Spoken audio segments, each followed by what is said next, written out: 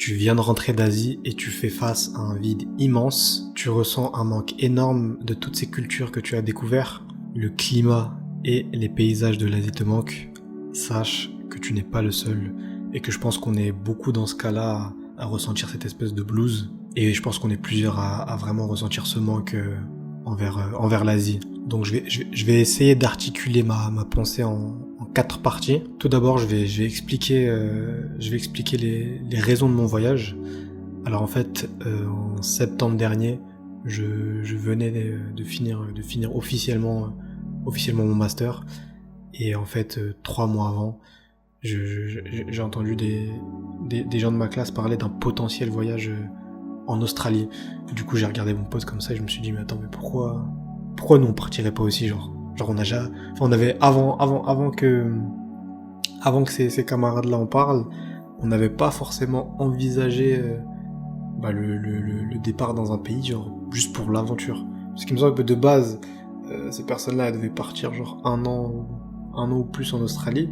Et c'est là où on s'est dit, mais attends, genre on est jeunes, pourquoi on n'a pas pensé genre tout au long de l'année de se barrer à la fin du master.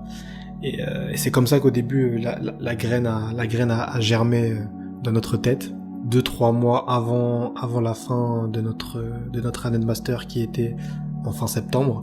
Bah en tout cas moi de mon côté j'ai mis de côté. 3 mois franchement ça m'a suffi pour mettre de côté pour ce voyage. Et du coup je pense que la raison profonde c'était de se dire vas-y ça fait 2 ans dans l'alternance. Là je pense que c'est le bon moment pour partir. Parce qu'on vient de finir, mais en même temps, on n'a pas trop de responsabilités ou de taf encore. Enfin, pour la plupart, ou certains ont du taf, mais ils peuvent ne pas commencer dès la fin du master. Et du coup, c'est ça qui nous a chauffé. Et même la culture asiatique, on en rêvait. On voyait ça depuis Paris, mais on en rêvait depuis petit avec le soft power, avec les mangas, avec les animes, avec les images qu'on voit des temples, tu vois, avec plein de trucs. Du coup, au niveau de l'organisation, on a commencé à s'organiser à peu près vers août. Donc août-septembre, on a commencé à booker certains trucs par-ci par-là. Moi, je vous cache pas, la plupart des trucs, je les ai payés là-bas.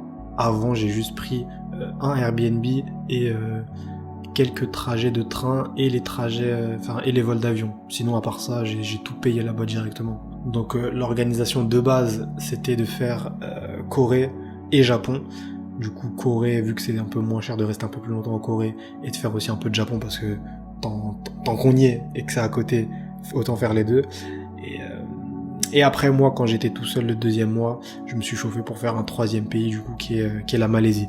Donc Corée, Japon, Corée, Corée, Malaisie pour ma part. Donc en fait, mon ressenti personnel par rapport à ces différents pays. Alors tout d'abord, la Corée. Ce que j'aime bien la Corée, c'est que entre guillemets, on a accès à un pays assez développé en Asie, mais pour pas trop cher. Donc c'est-à-dire que avec un petit budget, c'est possible d'aller en Corée, et même à Séoul. Donc c'est ça mon ressenti, un de mes ressentis par rapport à la Corée. C'est aussi franchement c'est un beau pays. Il y a des beaux paysages, des beaux temples. Bon, la population coréenne, moi j'ai mon avis. J'ai l'impression que c'est un peu placé, je sais pas si c'est réservé, je sais pas si je peux dire ça, mais qui vont pas aller vers les gens et qui vont pas forcément calculer les gens. Même si j'ai appris à connaître du coup quelques Coréens là-bas et finalement quand tu leur parles, ils sont très gentils et très accueillants. Mais au premier abord, ils peuvent paraître froids et assez distants. Un de mes ressentis par rapport à un 2e pays, du coup le Japon, franchement j'ai kiffé le Japon, franchement j'ai énormément aimé. Premier abord, première soirée là-bas, je me suis senti un peu oppressé par contre.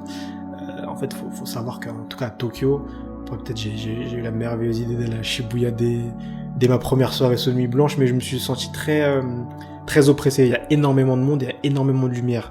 C'est-à-dire moi, aux premières soirées, je me suis senti genre un peu oppressé, je me sentais pas bien. J'avais un peu mal à la tête qui tournait. Il y avait énormément de néons, énormément de gens. Ça veut dire la première soirée j'ai eu du mal à la digérer, mais par la suite j'ai appris aussi à connaître un côté du Japon un peu plus calme. Donc certains quartiers à Tokyo où il y a vraiment pas de touristes, où il y a que des habitants, et ces coins comme ça te fait réaliser la beauté, je pense, de la ville ou du pays. Après j'ai aussi fait Kyoto. Kyoto aussi touristique, mais pareil, lorsqu'on trouve des coins où il y a personne, c'est magique. Alors, enfin, mon ressenti par rapport au troisième pays, du coup la Malaisie, bon, faut savoir les gars, j'ai eu un énorme coup de cœur pour la Malaisie. Franchement, j'ai fait un peu moins de 2 semaines là-bas, et je vous jure, j'ai jamais été autant apaisé, je pense, de ma vie. Genre vraiment être dans un pays comme ça, j'étais apaisé. Déjà parce que c'est un pays musulman, et même ça rentre dans je sais pas, dans ma DA des pays que j'aime, c'est-à-dire tropical, enfin un climat tropical, des plages entre guillemets pas trop loin. Enfin, j'étais à Kuala Lumpur, mais entre guillemets c'est un pays où il y a beaucoup de plages et beaucoup d'îles. Le peuple est hyper accueillant.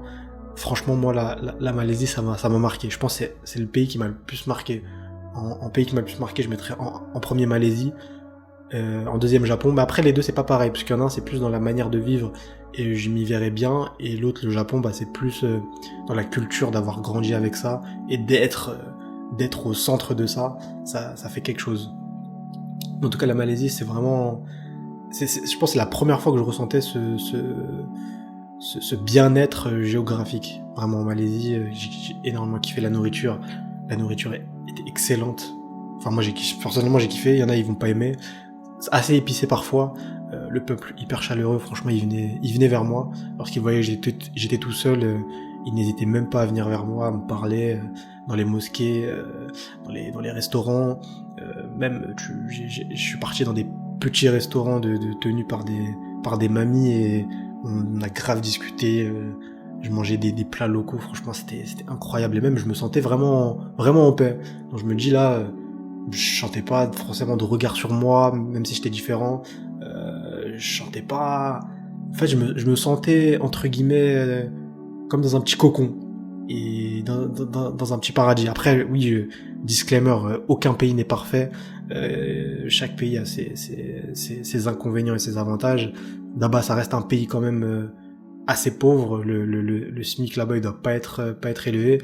J'avais discuté avec un chauffeur de taxi, il m'a dit que c'est parfois assez compliqué pour les Malaisiens de joindre les deux bouts à la fin du mois.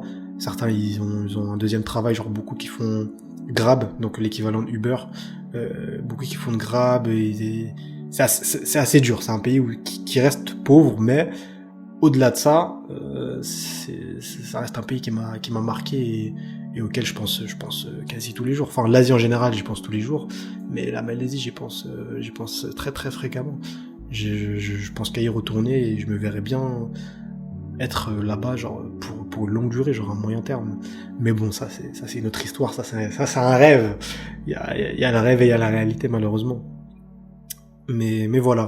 En tout cas, tout ça, petite vidéo pour vous dire que vous êtes pas seul. Enfin, si t'es dans ce cas-là, que tu reviens d'un grand voyage en Asie, ou même partout dans le monde, je pense que ce blues, il nous touche tous, et il faut surtout apprendre à sortir de l'émerveillement de la découverte de ce continent, de ces pays, et voir aussi de manière assez pragmatique, est-ce que j'ai vraiment aimé, ou est-ce que c'était juste l'enjolivement.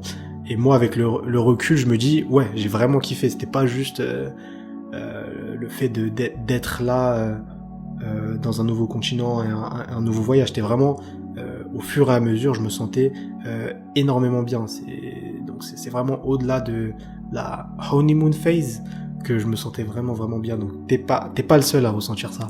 Et voilà, je pense que y a pas forcément de solution, à part que le temps il passe, et on reprend le train-train quotidien, même si c'est triste.